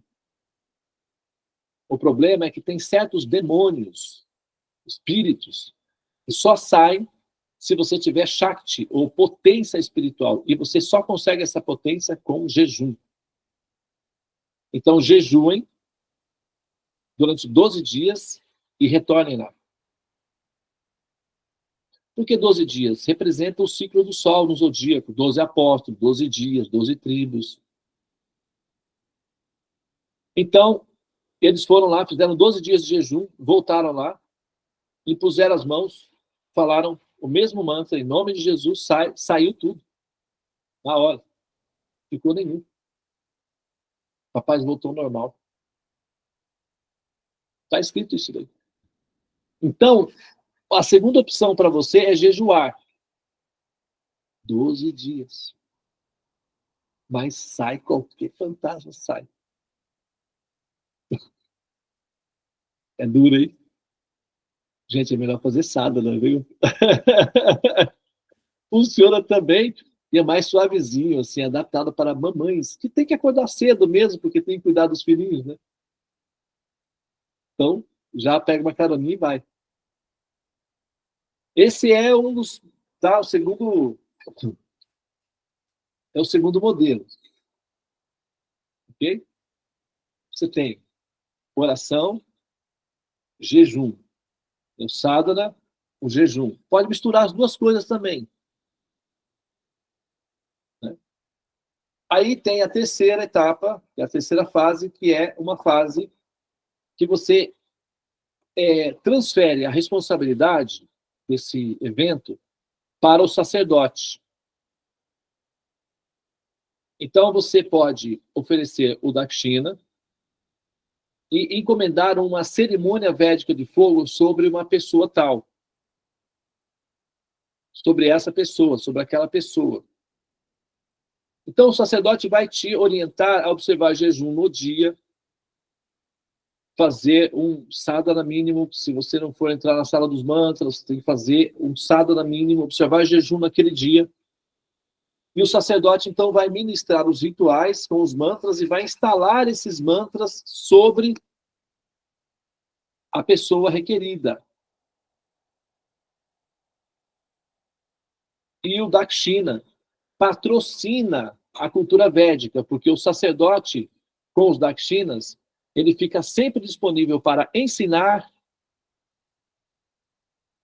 e para viver a vida de maneira digna. Raramente um sacerdote autêntico é uma pessoa rica, mas normalmente eles têm vidas dignas. Então, os dakshinas servem para patrocinar a cultura védica. Por exemplo, quem vem no nosso espaço na Seva fica impressionado como é que nós recebemos todos os finais de semana. De 20 a 40, 50 pessoas. Na última sexta-feira, acho que tinha mais de 50. Por trás só me veio de umas mais de 50 pessoas. Né? E os jantares são sempre regados de muita suntuosidade, opulência, vários tipos de sabores. E tudo isso é patrocinado como consequência dos dakshinas, que eu converto em jantares piedosos para pessoas piedosas, porque aí a felicidade que as pessoas sentem ao comer vai tudo para aqueles que dão os dakshinas para a cerimônia de fogo. É tudo transferido para vocês. As felicidades deles entram no currículo de vocês. E felicidade é um antídoto natural contra fantasmas e pareadores. Por quê? A felicidade emite um cheiro, que é um repelente. A felicidade emite cores. Vocês já viram que na natureza os animais mais coloridos são os mais perigosos, mais venenosos? Eles não têm predadores, praticamente. Porque eles são coloridos e cores significa perigo para os predadores. Então, almas alegres, felizes, não tem pareadores, porque a felicidade é um repelente. A depressão tem cheiro, a melancolia, a letargia tem um cheiro e atrai pareadores. Felicidade, alegria, bem-estar, limpeza, disciplina mental gera um repelente. E os pareadores fogem. Naturalmente. Então,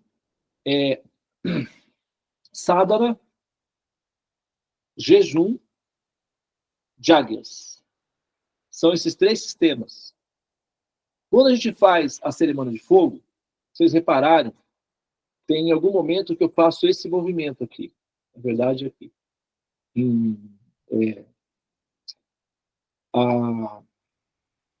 Em sentido horário. Porque como nós estamos olhando a Terra de baixo, nós estamos no hemisfério sul, então o que acontece? Normalmente a gente vê a Terra no sentido horário. Se a gente sair da Terra e olhar a Terra de cima para baixo, ela gira no sentido anti-horário. Se você vai lá embaixo da Terra e olha de baixo para cima, ela gira no sentido horário. Um negócio muito incrível, né? É muito incrível. É mágico. Como assim? Você olha, caleidoscópico. Mas é assim que é. Então, a gente tem o sentido horário porque como a gente está enxergando, nós estamos chegando à Terra a partir da Terra. Então, ela parece ser o sentido horário. E então, eu faço esse movimento 12 vezes ao redor. Então, esse movimento, enquanto eu estou fazendo esse movimento, isso daqui é um mudra. Esse dedinho aqui é Júpiter. Brihaspati, o sacerdote dos Devas. Tá? Então, a gente vai entoando os mantras relacionados com esse princípio e nós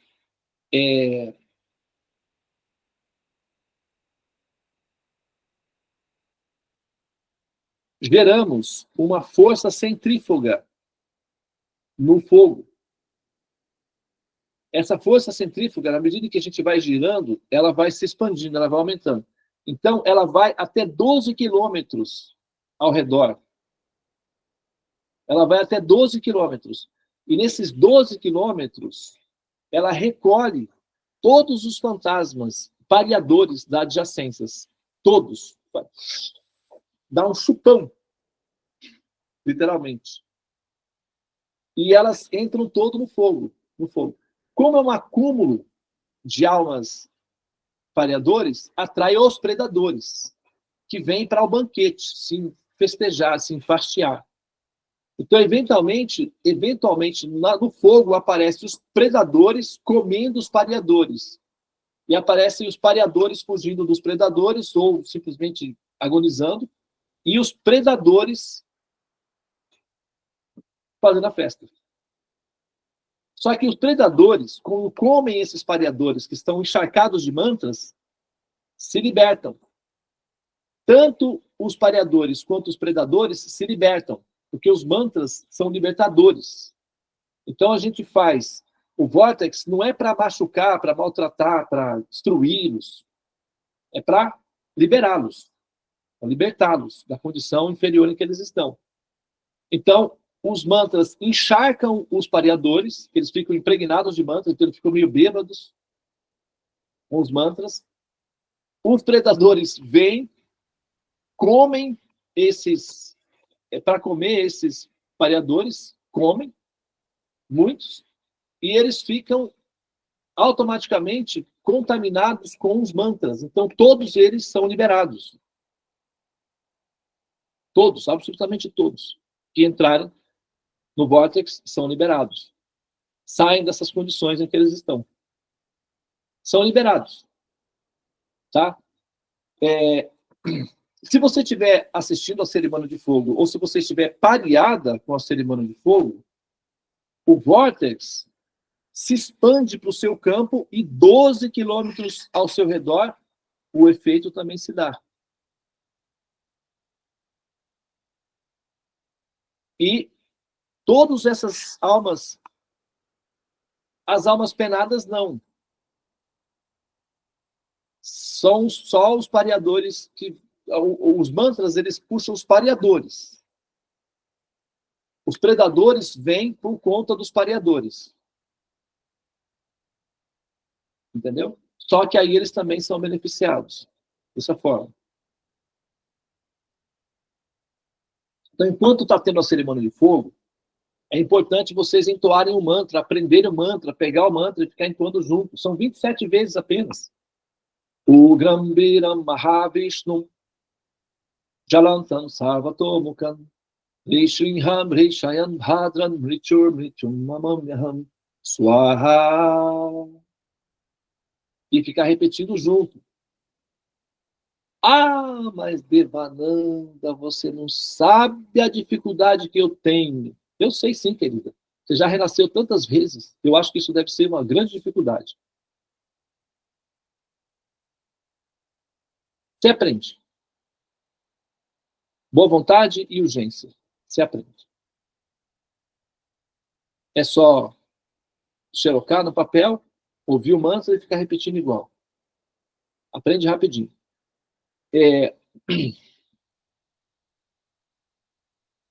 Então, ao fazê-lo, esse mantra, ele diz o seguinte: eu ofereço minhas respeitosas reverências à suprema personalidade de Deus, Vasudeva, que aparece sob a forma de um homem-leão que devora os pecados, e a morte personificada, que nos apavora, que nos aterroriza, que nos amedronta, foge em disparada diante da vibração, do rugido desse ser divino, Nishinradeva.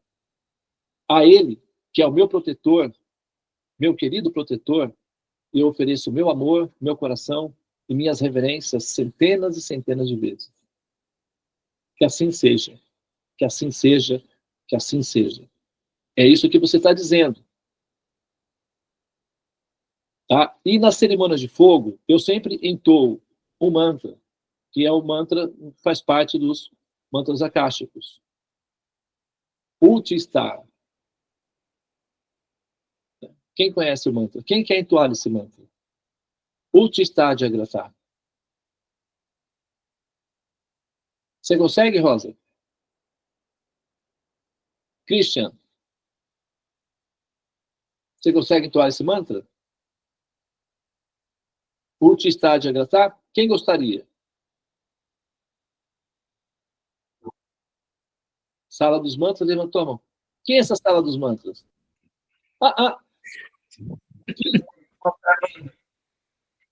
Boa noite. Ana Braceres, ela ainda, por enquanto, ela ainda vai, porque ela ainda não começou a fazer os gotas védicas, né? Ela vai começar em breve também, vocês vão ouvir as explicações da Bhagavad Gita ou das escrituras védicas faladas, né, pela Andréa Braceres, tá? Que ela tá, logo ela vai fazer. Vocês ouviram a dissertação da sua mini hoje pela manhã? Muito, né? Linda, perfeita, né? Bem apresentada. Ela está há algum tempinho aí, né? Assim, aprendendo, treinando. Mas olha isso, ó, que benefício, né? Em breve entra a Ana Braceres, desculpa, a Andréa Braceres. Daqui a pouco o Christian, que tem uma boa, assim, um bom discernimento dos conhecimentos, né? Vai também poder compartilhar os seus conhecimentos. Eu já provoquei a Márcia Regina, provoquei, né? Vamos ver o que vai dar essa provocação aí. Mas a ideia é, nós temos uma egrégora de pessoas, sabe, realizadas, felizes, exuberantes, altruístas, sabe, benevolentes, para compartilhar esses conhecimentos auspiciosos, né? Mas então, Andréa Braceres, por favor, querida, entoa para nós o mantra. Vamos lá. Om Uttishtata Jagrata Prapya Varani Bodhata Surasya Dara Nishita Duratyaya Durgam Patasta Kavayo Vadanti.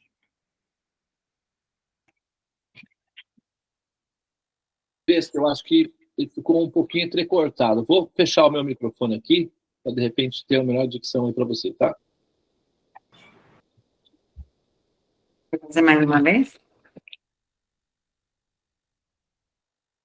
Om Uttishtata Jagrata Prapya Parani Bodhata Shurasya Dara Nishita Duratyaya Durgam Patasta Kavayo Vadanti.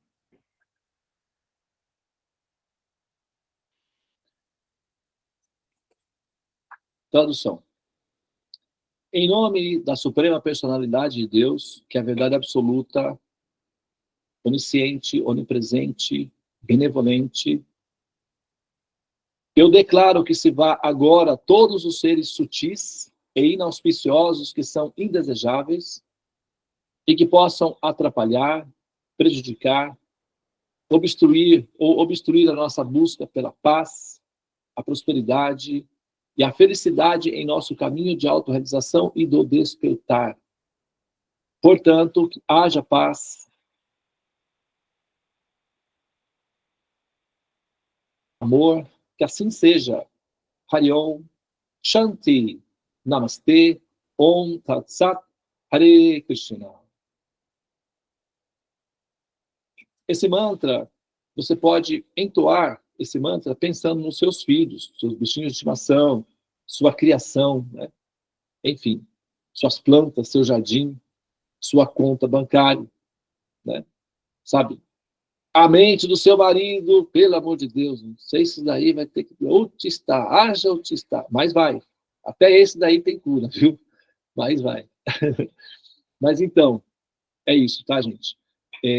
Nós estamos tratando de um assunto muito sério, porém de uma maneira relativamente descontraída, porque o caso é de chorar, né? Mas se a gente for chorar, sabe? Aí já trava bastante, né? O Almir Sater deu uma fórmula interessante para nós aí. Né? Ando devagar, porque já tive pressa. Né? Eu levo esse sorriso, porque já chorei demais. Então, o caso agora é de partir para cima. Né? A melhor defesa é o ataque. Então, nós temos que atacar. Não só se defender desses pareadores, nós temos que atacá-los. E para isso nós precisamos de um sistema de segurança que justifique esse ataque. Você não pode atacar se você não tiver um sistema de proteção. Então nós criamos a blindagem e nós atacamos,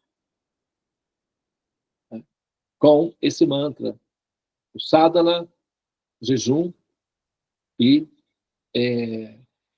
sabe, o mantra, né, que é na verdade o Agnihotra, a cerimônia de fogo. Tá bom, pessoal? Então, eu vou parar por aqui. Eu acho que, né, assim, a gente conseguiu, sabe, cobrir aí, né, o conjunto das ideias. Sabe, nós temos aqui na sala, nesse momento, nesse exato momento, nós temos 24, 25 pessoas comigo aqui na sala, 26, tem mais uma pessoa aqui, né, na minha sala.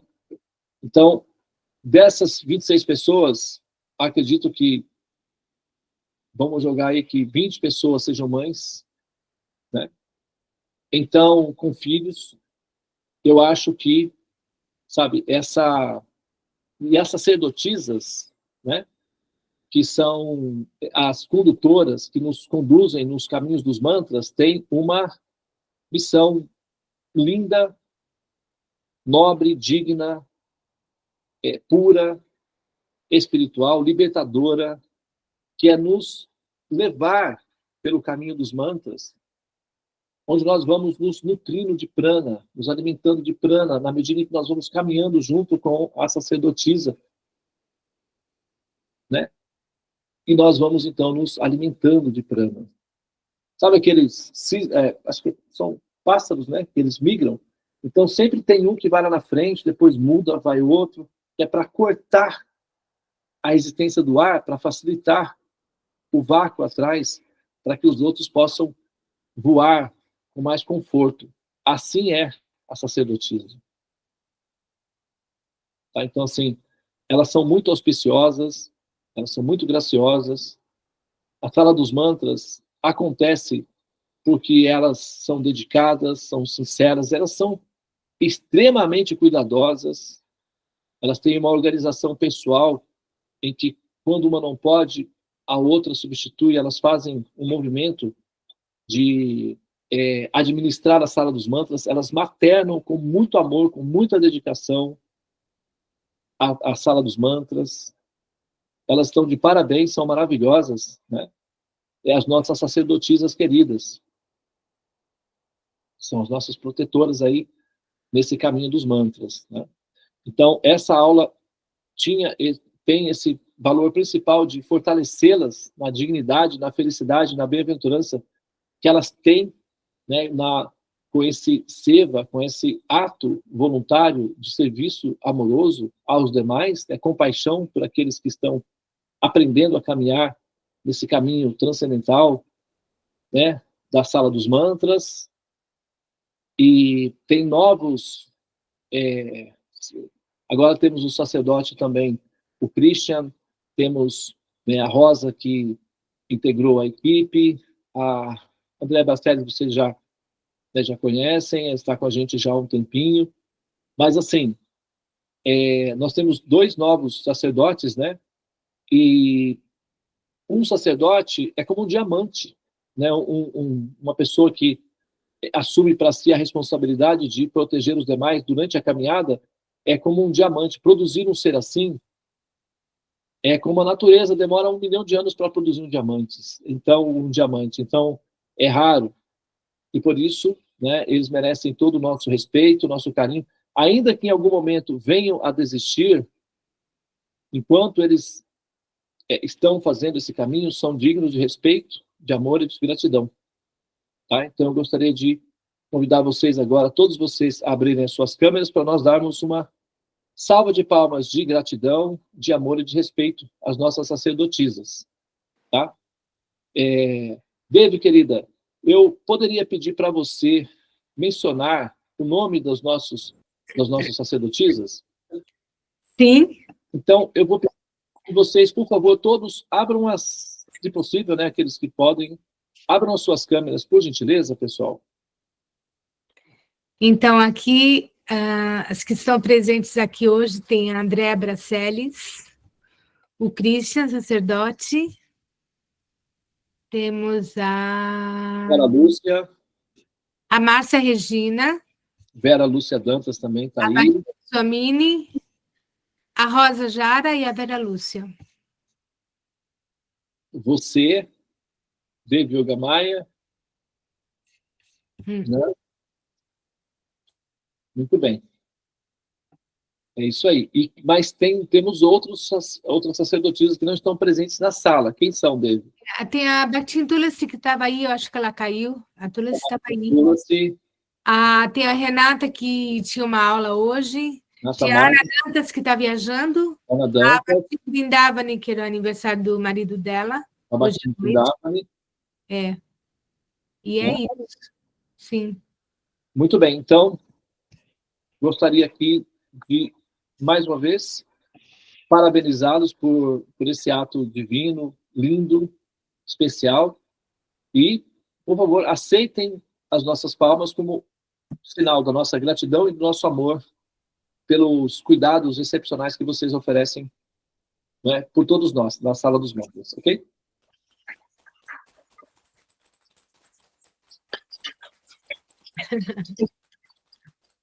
Fighting! Fighting! É isso aí, gente. Quer falar alguma coisa, Devi? E as palmas também não espantam os predadores? Não, como é que é? Os pareadores? Pois é. Espantam. Espantam. Mas, normalmente, as palmas vêm depois do sadhana. Sim. Espantam por isso, porque são uma Shakti do sadhana. Porque só bater palmas não é o suficiente. As palmas têm que ser agregadas a esse valor que é a Shakti, né? E o pessoal bate palma para tudo aí, né? E nós temos que parabenizar os que estão sempre aí também participando, né? Da Sala dos Mantras. Muito bem. Aqueles que são... porque, assim, quando você participa da Sala dos Mantras, você não está apenas beneficiando a você, né? Você está fortalecendo a egrégora. Porque, assim, nós somos um oásis. É que, com o tempo, com a prática do sadhana, a gente se esquece das dores. A gente se esquece que existe depressão, que existe angústia, melancolia, medos. A gente meio que perde um pouco essa sensibilidade para essas situações. Nós ficamos um pouco acima do radar dessas interferências. E aí a gente começa a se acostumar com, né, a bem-aventurança. E é bom, é isso mesmo, tem que ser assim. É assim mesmo que é natural isso daí. Só que nós não podemos deixar de lembrar que lá fora está cheio de peregrinos perdidos nos desertos, tentando encontrar um oásis. Então, quando você entra na Sala dos Mantras, você está injetando Shakti, você está aumentando o brilho do farol. Esse brilho vai alcançar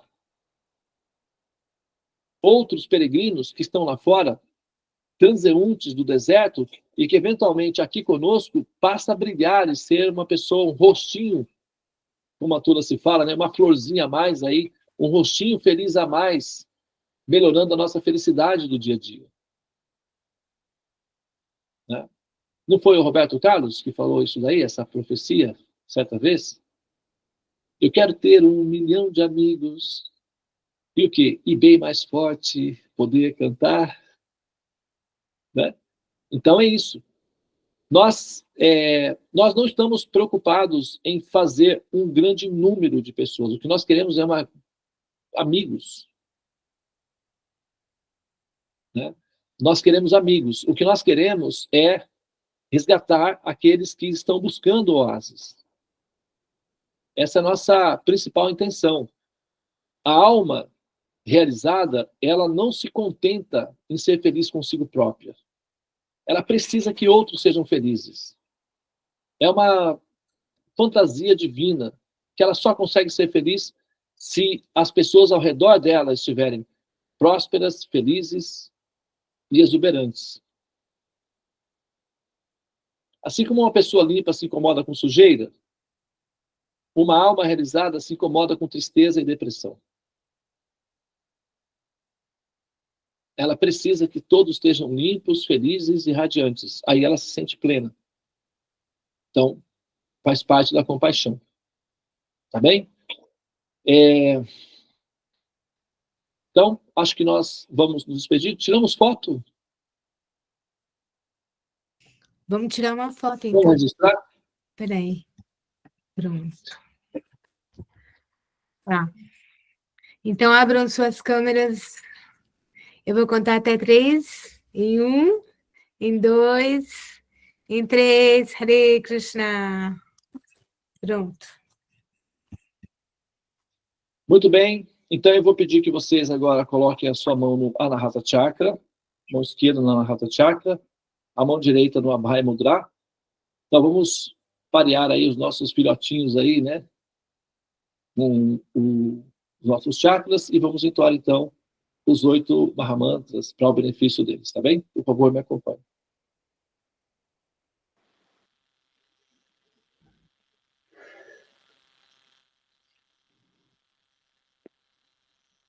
Hare Krishna, Hare Krishna, Hare Krishna, Krishna Krishna Krishna, Hare Krishna Hare, Krishna, Hare Hare Rama, Rama, Hare Rama, Rama Rama Rama, Rama, Hare Hare Hare, Hare Hare Krishna, Krishna, Hare Krishna Krishna, Krishna, Krishna Hare Hare Hare, Hare Rama Rama, Hare Rama, Rama, Rama Rama Rama, Hare Hare Hare, Hare Hare Hare Krishna, Krishna, Hare Krishna, Krishna Krishna Krishna, Krishna, Hare Hare Hare Hare, Hare Rama, Hare Rama, Hare Rama,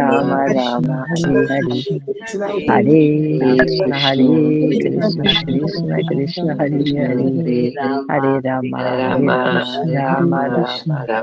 Hare Hare Krishna, Hare Krishna, Krishna Krishna, Hare Hare Hare Rama, Hare Rama, Rama Rama, Hare Hare Hare Krishna, Hare Krishna, Krishna Krishna, Hare Hare Hare Rama, Rama Rama, Hare Hare Hare Krishna, Hare Krishna, Krishna Krishna, Hare Hare Hare Rama, Rama Rama, Hare Hare Hare Krishna, Hare Krishna, Krishna Krishna, Hare Hare Hare Rama, Rama Rama, Hare Hare Hare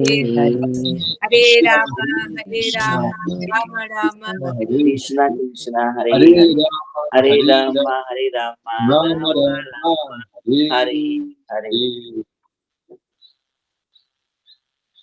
Mantra da paz. Hare Hare Om, Shanti, Shanti, Shanti, Shanti, Swaha. Seja paz, Seja seja paz, paz, seja paz, seja seja luz, paz, seja amor, seja amor, seja luz, que assim seja. Que assim Hare seja. Om, Shanti, Namaste, Om Tat Sat, Tatastu, Hare Krishna. Hare Krishna. Por favor, batam palmas. Aniversário. O pessoal bater palmas aí hoje. Começaram a bater palmas antes do sacerdote dar o... Hare Tá bom, Krishna. tá bom. Haribo. Haribo, Hare Krishna. Haribo. Tá bom, então. Amanhã tem sopinha.